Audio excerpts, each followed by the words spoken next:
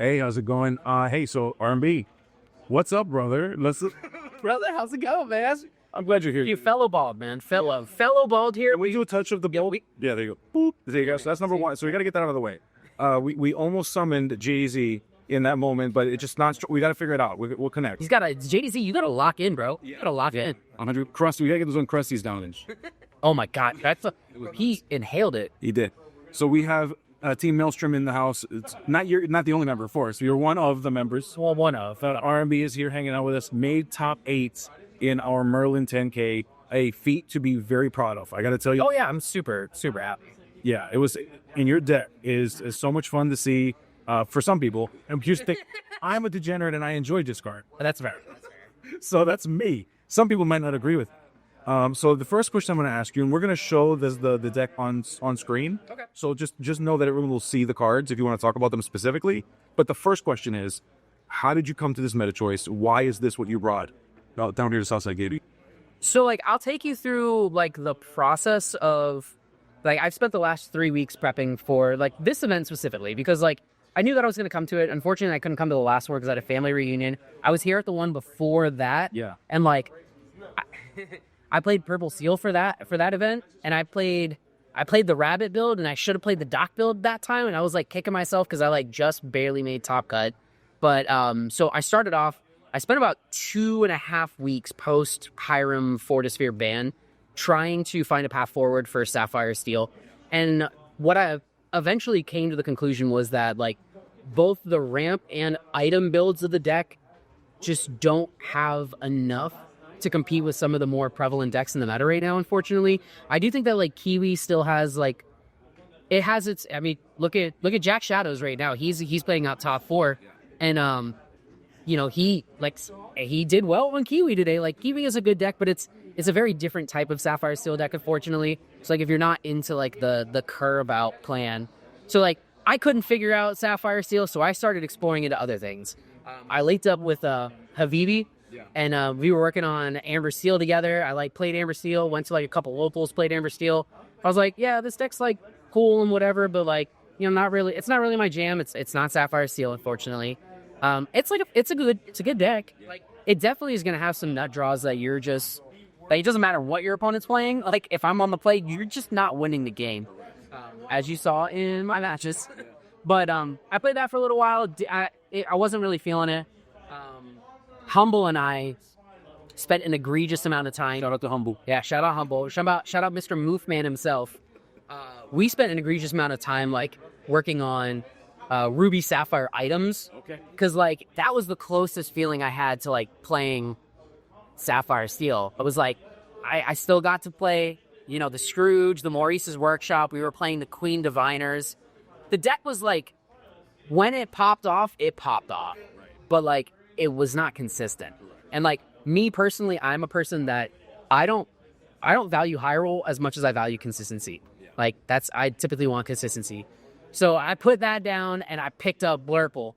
I was playing Blurple. Brother, I had Blurple sleeved until Wednesday night, Thursday morning. Blurple was sleeved. And I was like, I remember the last time I came here and Amber Steel was 33% of the room. I was like, I cannot bring this deck. There's no shot that I'm going to get absolutely steamrolled. Can't bring this deck. So I put it down, and I was like, I don't know what to do anymore. Sailor, shout out Sailor. He's Team Maelstrom's team captain. I said, Sailor, you tell me what to play this weekend, and I will play that. No arguments, no questions asked. He just recently won the 128 player event up in Montreal, I think it was. And he's like, play Green Steel. I was like, okay, I'm playing Green Steel. I'm like looking at his deck list, and I made one change. The only change that I made, he had one Pluto in the deck. I took the Pluto out because I didn't expect a lot of Amethyst today.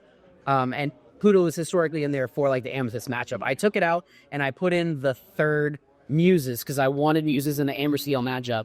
And like Muses came in like very, very clutch today. Like it saved me several. Yeah, and of note, one of the games that we saw, there was times where I'm like, dude, if he could just get one more Muses right now, the game state would be completely different. I was forced to ink some of them too, man. Like there were such awkward intervals because like you would like Pete and then you top deck another feat, and I'm like, oh no, like All the while he's gaining like 5 or 6 lore. I'm like, this is bad. This is bad. But it was fun though. Like I had a blast. Good. I don't think anyone had as much fun in that room as Michael. His name's Michael. I remember his name. By the way, He does remember. He said it. by the way, Yeah. can I tell the interworlds a fun fact? Listen, it's not my secret to be. My top 8 opponent was Mikey Hayes' father. Yes. I found a very interesting fact out tonight about Mikey. Why not yours? Yeah, that's Mikey. I see you. I see Mikey right now. Mikey's gonna be watching this.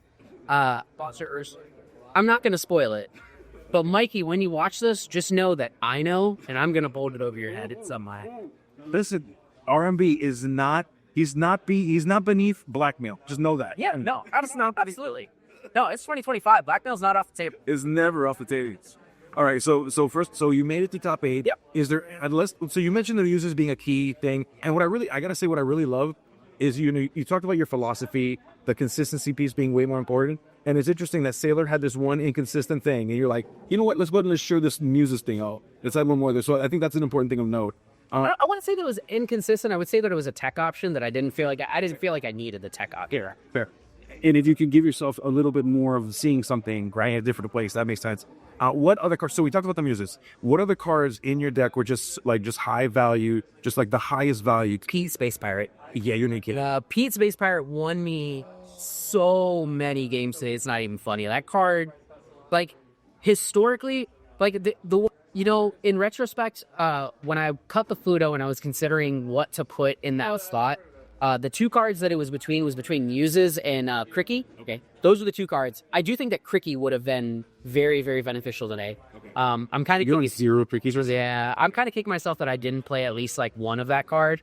Cricky would have been a big help. Like after you've eliminated all of their hand resources, like being able to leverage like your 2-drop Ursulas and like 1-drop Diablos to like trade effectively into their 4 would be like that. I feel like that was like the one thing that I was missing. But like Pete Space Pirate was definitely a boon to like dealing with opposing board states after I put them on little to no resources. Card was insane. There was multiple moments where you moved the Space Pirate into the cove, and I'm like, what is this? Is this gross? What is this? A resist 1 6/6. Yeah, it's crazy.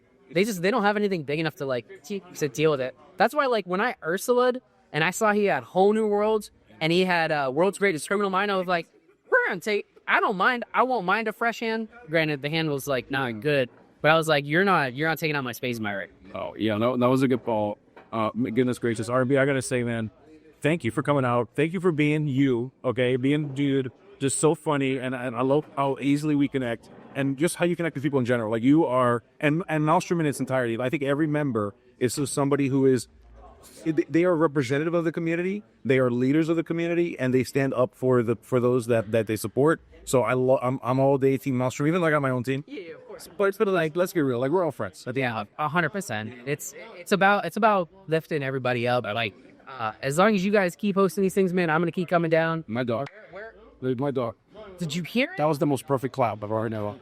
Crispy. It's like a golf club, like right. Like. Yeah, dude, I have all the love in the world for the SSG guys. You guys run a good show down here. It's awesome every time I come. I wish that I could come more frequently. Like, wish I could come for like locals and stuff. But yeah, it's a bit of a me. Drives like it's a bit of like just but yeah, small one. I love that you guys are doing this, man. Keep doing it. I'll keep showing up. I'll keep praising you guys. Yeah, if y'all haven't been down here yet, y'all need to come down here and check out Southside Gaming in Margate Fort. Absolutely, and we're gonna keep hosting these events. Whether we hear about things or not, they come in the future. So we're excited to have them. So with that said, again, shout out to RMB, shout out to Team Maelstrom. Anybody else that you want to shout out? This is your time. Let them know all the. Dang, I get to shout out people. Yeah, do it. Shout out George Michaels. Shout out RMB. RMB, she's in the chat. Yeah, was she? She was in the chat. She enjoying her. RMB, she's man. That's my rock right there. That's my ride or die. Shout out RMB, I love you, boo. Shout out Pookie. He knows who he is. Shout out Bowls of Polslaw. Shout out Zenulos. Shout out Humble.